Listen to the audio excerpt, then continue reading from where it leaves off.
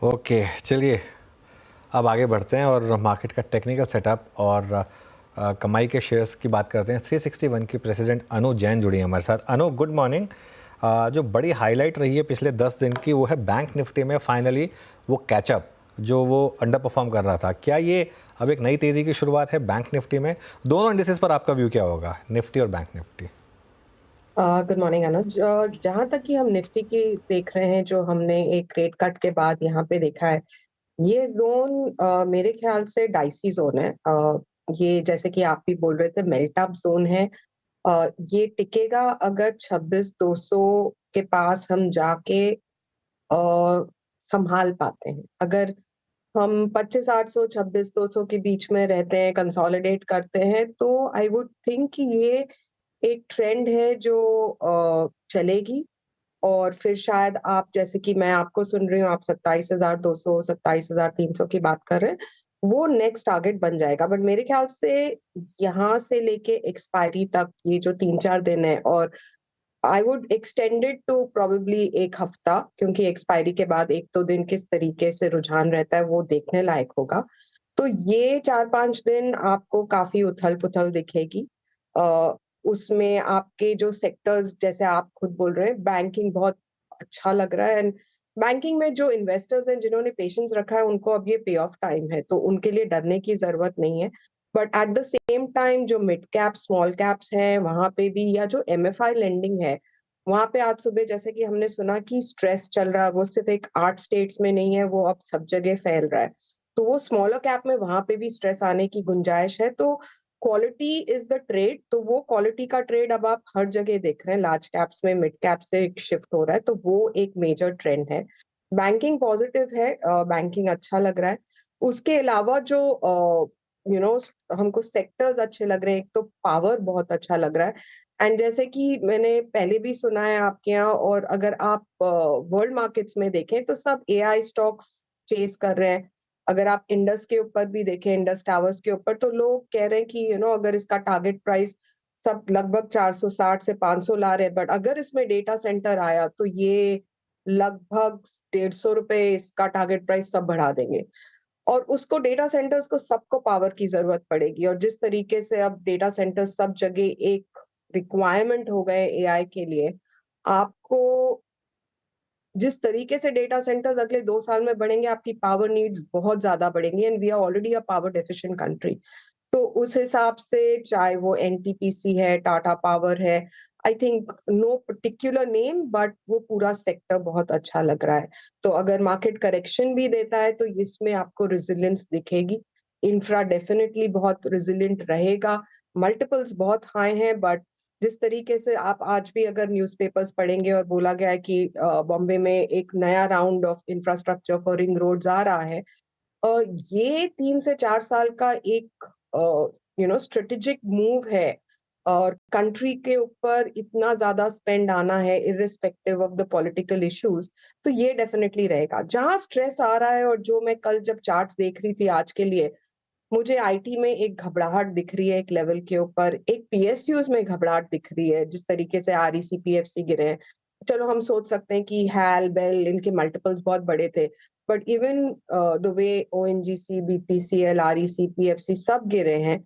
तो अगर आपके इलेक्शन, स्टेट इलेक्शंस नवंबर में हैं, और उसके आउटकम के ऊपर अगर यहाँ पे एक और बड़ा फॉल आ सकता है, 15-20% आ चुका है बहुत से स्टॉक्स में, तो वो एक जगह, एक पॉकेट है जहां आपको और एक स्ट्रेस मिल सकता है।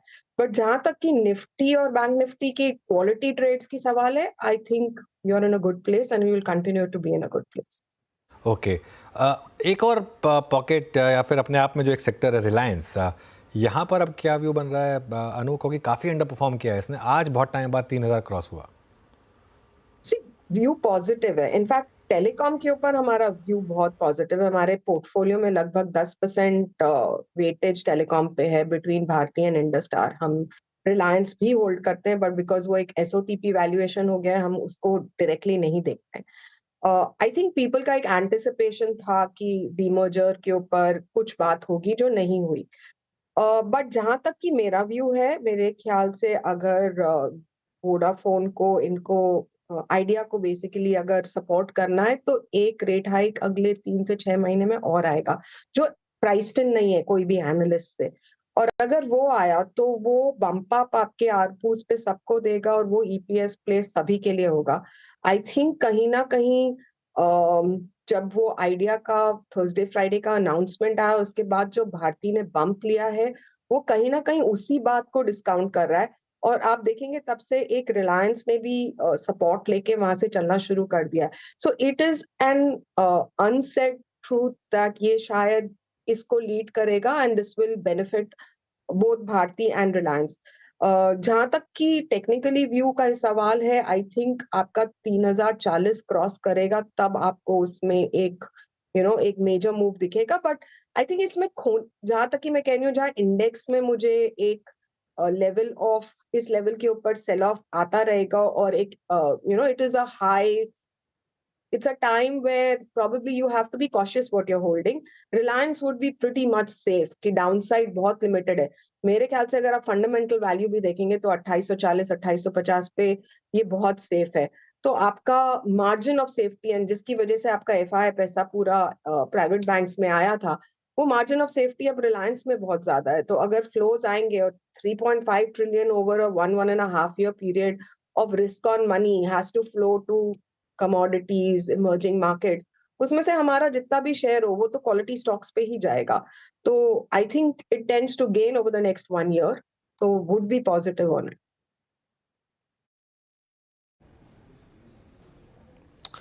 ओके अनु जी नमस्कार, वीरेंद्र बोल रहा हूँ दिल्ली स्टूडियो से। एक स्पेस जिसकी लीडरशिप अभी एलएनटी के हाथ में है, शुक्रवार को बहुत स्ट्रॉन्ग मूव दिया कि पूरा स्पेस एज पर स्टेट्स जिसको मैं लेके काफ़ी श्योर हूँ, सितंबर में काफ़ी शॉर्ट्स लेके आया था। Stocks almost 100-day exponential moving average के नीचे फ्लोट कर रहे थे, लेकिन सितंबर मिड और टुवर्ड्स क्लोज ऑफ दिस सितंबर हम एक सिंकिंग जोन से बाहर निकल के आ रहे हैं, ओआई शेड हो रहे हैं, शॉर्ट कवरिंग विजिबल है। आपका टेक इस वक्त कैपिटल गुड्स पे क्या है? सी मल्टीपल्स बहुत एक्सपेंसिव हैं, टेक्निकल चार्ट्स कंसोलिडेट कर रहे हैं। हम पहला मूव आपका कमिंस में देख रहे हैं कि इट्स लुकिंग गुड। आपका लार्सन तो बेसिकली लग रहा है कि पहली बार 2 क्वार्टर से कंसोलिडेट कर रहा है, जबकि पूरा सेक्टर चला था, लार्सन नहीं चला था। तो मेरे ख्याल से सबसे बड़ा लीड इंडिकेटर वही होगा।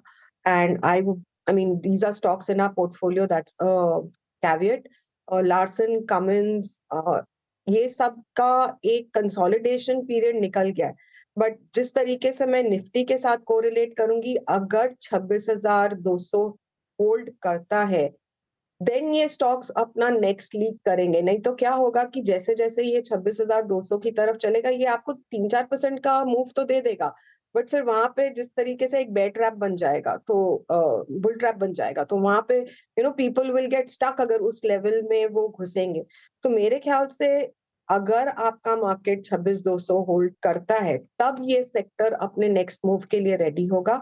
अगर नहीं होता है तो बेसिकली ये एक और टॉप बना के then it will be like a double triple top बना के it again go down by 5 to 7%।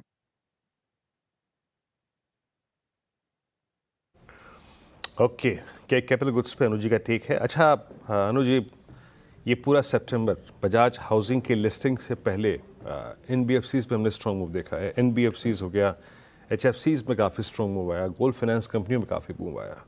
अभी कुछ सेक्टर्स जिसको लेके आपने एक जो पिक्चर ड्रॉ करी कि थोड़ा सा ओवरबॉट ट्रेजेक्ट्री में है, यहाँ से कोई बहुत बड़ा स्कोप नहीं है बाइंग का, सिचुएशन पॉइंट आ चुका है। आप इस वक्त रीड कैसे कर रही हैं एनबीएफसीज को, इंक्लूडिंग ऑल एचएफसीज and gold finance companies as well? जिस तरीके से बजाज हाउसिंग का लिस्टिंग हुआ था, बाकी सब रिलेटिवली चीप लगते हैं, बट अब एक वो क्वेश्चन हो जाता है कि it's a trade of quality. लोगों को क्वालिटी खरीद के बैठना है, but there are other stocks which are fairly valued, good business, good ROEs, good market share. तो आई थिंक वहां पे अगर लॉन्ग टर्म व्यू है तो they all make sense. NBFCs में आपके बहुत से एनबीएफसीज अभी तक चले नहीं है, कुछ काफी चल चुके हैं, चोला काफी चल चुका है, बजाज फाइनेंस लिस्टिंग के ऊपर चल चुका है, आपका श्रीराम चल चुका है, बट जहां तक कि आप ईवी कैपिटल देखेंगे या कुछ और होंगे वो नहीं चले हैं। तो आई थिंक वो ट्रेड एक कैचअप ट्रेड कंटिन्यू करेगा। एंड जैसे कि हम देख रहे हैं कि it's a positive financial kind of a trade वो चल रहा है, उसमें in fact there is not exactly NBFC but I think insurance stocks का जो चार्ट है वो काफी प्रॉमिसिंग लग रहा है। चाहे आप एसबीआई लाइफ देखें, आप आईसीआईसीआई लोम्बार्ड देखें, आई थिंक इंश्योरेंस ट्रेड जो बहुत टाइम से नहीं चला है, एंसिलरी फाइनेंशियल्स में आई थिंक वो मुझे एक ज्यादा प्रॉमिसिंग लग रहा है, जहाँ वैल्यूएशन कंफर्ट भी रिलेटिवली बेटर है। तो I would probably move the trade from एचएफसीज टू इंश्योरेंस। ओके, मीनवाइल मेरी एक नज़र बार बार वोडाफोन पर जा रही है क्योंकि अब वो डे लो के करीब आ गया है स्टॉक, इनफैक्ट डे लो पर आ गया है स्टॉक और कोलैप्स हुआ है हायर लेवल से, जो 12% ऊपर था अब सिर्फ सब 5-5.5% ऊपर रह गया।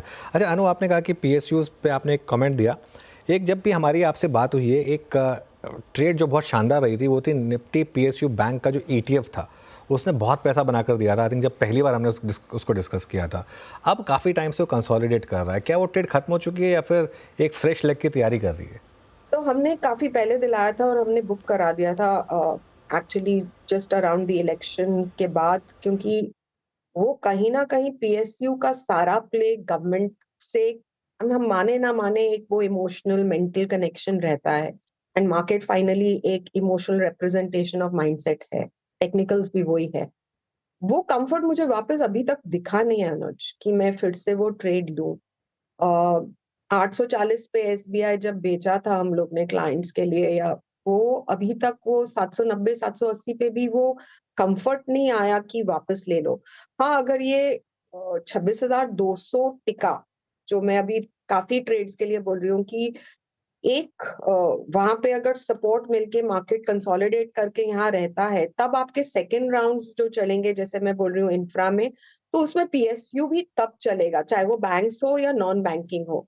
तो आई थिंक शॉर्ट टर्म में 3-4% बिकॉज मोमेंटम में मेल्ट अप है, आप देख सकते हैं, बट एक सस्टेन्ड मूव आने के लिए आई थिंक वो 26,200 is a very crucial figure, because अगर आप इलियट के हिसाब से भी देखते हैं तो वेव एक्सपायरी वहां है, वो वेव कंप्लीटली निगेट हो जाती है। तो मेरे ख्याल से अगर 26,200 होल्ड करेगा तो आपके ये सारे प्लान्स प्ले आउट्स फिर से हो सकते हैं। एंड गिवन दैट अब नवंबर इलेक्शंस पास में है, आपके एमएफआईज में इशू है, तो आपके एमएफआईज में इशू है तो बुक साइज और प्रोविजनिंग जो है वो सबसे ज्यादा इम्पैक्ट इवन पीएसयूज को करेगी। तो अभी तक मेरा कोई पॉजिटिव लेने का ट्रेड वहां पे रुझान बना नहीं है। ओके, चलिए अनु, बहुत बहुत शुक्रिया आज हमारे साथ जुड़ने के लिए और इन सब टॉपिक्स पर बात करने के लिए।